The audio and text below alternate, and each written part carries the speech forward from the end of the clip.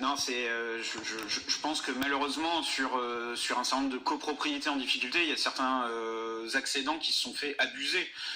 Et donc ce n'est pas qu'ils ont acheté en partie au prix du marché, c'est qu'ils ont été abusés par parfois des agents immobiliers peu scrupuleux, parfois des notaires qui n'ont pas rempli toutes leurs obligations, on va dire, d'alerte et de réserve sur des copropriétés qui sont clairement identifiées en difficulté ou avec des charges de copropriété qui sont difficilement soutenables pour des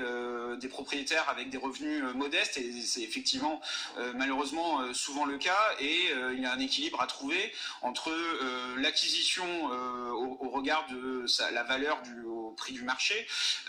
mais de ce que ça implique, y compris derrière, et évidemment qu'il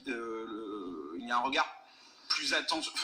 attentif aux situations, notamment des propriétaires occupants qui sont dans cette situation-là, qui ont parfois acquis ces lots très récemment, sans même dire 5 ans. J'ai le cas en tête de quelqu'un qui a acquis il y a moins de 2 ans et qui est déjà étranglé, voilà, et donc d'essayer de trouver des solutions, mais qui soient aussi équilibrées, qui permettent aussi demain à mener des opérations de réhabilitation lourde de ces copropriétés-là. Donc c'est tout simplement un équilibre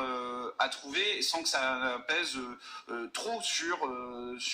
les finances et sur la réalisation d'une opération à l'avenir. Voilà.